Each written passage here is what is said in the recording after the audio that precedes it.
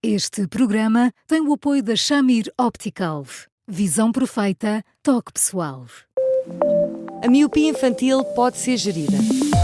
A Shamir lançou as lentes Shamir Optimi, que promovem uma visão completa para deixar as crianças mais felizes. As lentes Shamir, que gerem a progressão da miopia, são super resistentes, estéticas e muito confortáveis. Com as lentes Shamir Optimi, melhora o bem-estar da sua criança. Saiba mais em shamir.pt.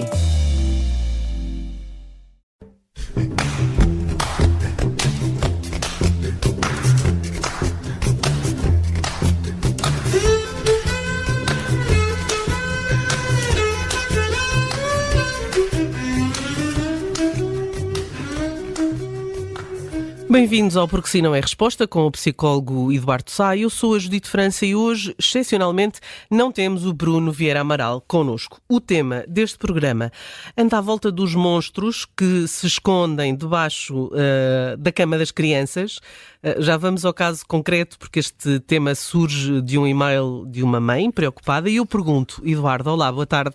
É difícil retirar esses medos das crianças, convencê-las de que não há monstros debaixo da cama, e já agora, se será apenas uma fase? Olá, Judite. Mas há monstros debaixo das camas, Judite. Judite? Sim. E dentro dos armários. Mas há monstros debaixo da cama e dentro dos armários? Seguramente. E o que é mais estranho, Judite França, agora prepare-se, é que em grande parte das circunstâncias a culpa disso é das mães. Claro, evidentemente. Sempre das mães, sempre. Judite, não há volta a dar. Judite, sabe, eu acho muito bonito que isso aconteça. É muito engraçado que as mães e os pais, porventura mais as mães, tenham assumido esta questão das histórias que contam aos filhos como uma tarefa de todos os dias tão importante como escovar os dentes.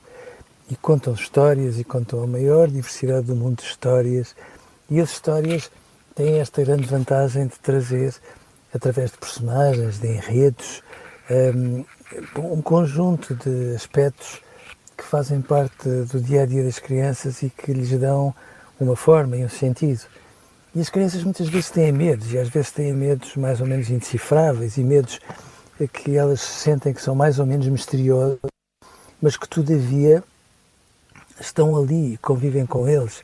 E depois as mães contam mais uma história ou outra, e de repente as crianças prendem-se numa história, e aquela história parece ser tão importante que, como sabe, todos sabemos isso, elas nos pedem uma vez, 2 vezes, 30 vezes, 154 vezes para contarmos a mesma história, até que finalmente elas dizem, pronto, já chega, que é a maneira de dizerem, pronto, eu já percebi a mensagem, podemos passar à seguinte. E no meio dessa multiplicidade toda de histórias, existem sempre personagens um bocadinho más, ou francamente más, ou monstros, que de alguma forma dão ali uma configuração aos medos das crianças. Alguns dos medos são grandes medos que elas não conseguem verbalizar, mas que muitas vezes têm.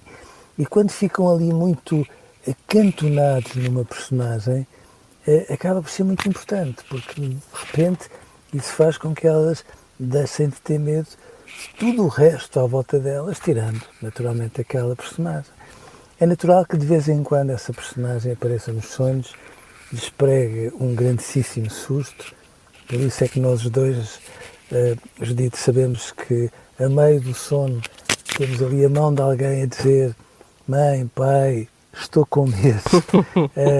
Significa que o monstro saiu debaixo da cama e andou por ali a vaguear nos sonhos, e à medida que as crianças vivem isso, vão ficando um bocadinho mais fortes. Ou seja, é muito bonito que as mães e os pais, sem darem por isso, tragam um conjunto de personagens para as crianças que, feitas as contas, funcionam um bocadinho como uma vacina.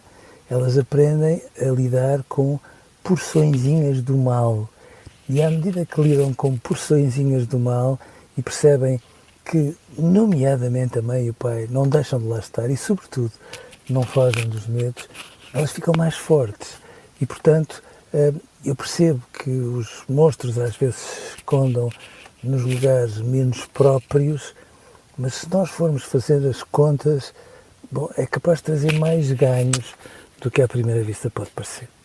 Este caso em concreto é de uma história que eu fui à procura porque não conhecia, chamada A Loira do Banheiro, e que é uma história que está no YouTube, enfim, tem umas imagens um bocadinho desagradáveis, quase filme de terror. E esta criança ouviu as colegas contarem esta história e depois disso a mãe teve de estar com ela de mão dada na cama até adormecer, porque esta criança não conseguia, claro, perceber a lógica de que nada disto era racional e nada disto era verdade.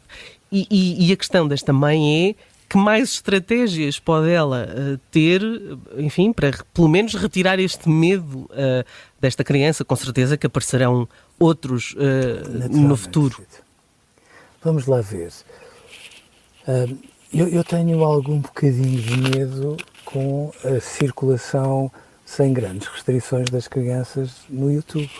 Claro. Porque lhes aparece tudo e aparecem muitas vezes histórias que de início são histórias diretamente pensadas para as crianças, mas que depois, de capítulo a capítulo, se tornam histórias absolutamente interditas ao contacto que elas devem ter com esse tipo de coisas. Seja como for, é comum que as crianças, quando apanham um grande susto com medo, a seguir, espantem o medo impingindo a um amigo ou a uma colega, quase como quem diz: bom, quem os seus medos partilha, o seu mal espanta, está a ver? E, portanto, é como se, no fundo, desculpe uma expressão, vomitassem bocadinhos desse medo para cima de alguém que é importante para eles, e dessa maneira se sentissem menos sozinhos, mais fortes e menos sozinhos perante isso. Literalmente dito. E, portanto, o que esta mãe fez é o que todas as mães fazem, que é: calma, podes ter medo, mas eu estou aqui. Há uma coisa que as mães e os pais não devem dizer: é não tenhas medo, porque depois do medo entrar, não vale a pena nós estarmos a dizer não tenhas medo, porque é que tens medo, porque de repente os nossos filhos ficam muito mais aflitos a pensar assim: mas então vamos jogar, vinha aqui uma mãe, a versão fantástica e acessível, a super mulher, e de repente eu tenho aqui uma mãe que está às aranhas com os meus medos, e portanto basta que esteja uma vez e duas, e que diga uma coisa tão simples quanto: olha, se essa dona loira aparecer por aí, não há problema nenhum, chamas a mãe dá-lhe uns safanões como deve ser, e eu juro que ela jamais vai ter coragem de aparecer outra vez. Ou seja, com uma mãe que não fica a tremelicar ou assustada ou a perguntar mas porquê, uma criança fica lá com aquele medo fica exatamente como aquelas defesas que nós todos desenvolvemos depois de ter um contacto com o vírus. Esta criança fica um bocadinho mais forte, mais robusta, mais capaz de lidar com os medos, e a seguir há de haver outro amigo qualquer que, a pretexto de uma história do YouTube ou de uma história que lhe chegou de outra forma qualquer, fará o favor de fazer esta transmissão. É uma transmissão viral como outra qualquer, certo? Só que esta, enfim, não aparece nas análises clínicas nem nessas coisas. Eduardo, hoje ficamos por aqui, voltamos com mais um tema, mais uma história na segunda-feira. Até lá, continua a escrever-nos com dúvidas destas e de outras para eduardosá@observador.pt. São sempre ótimos pontos de partida para conversas sobre temas que interessam e, claro, ouça-nos em podcast, nas plataformas habituais, no site do Observador. Eduardo, um grande abraço, um bom fim de semana e até segunda-feira. Um bom fim de semana e um abraço também para si, Judite.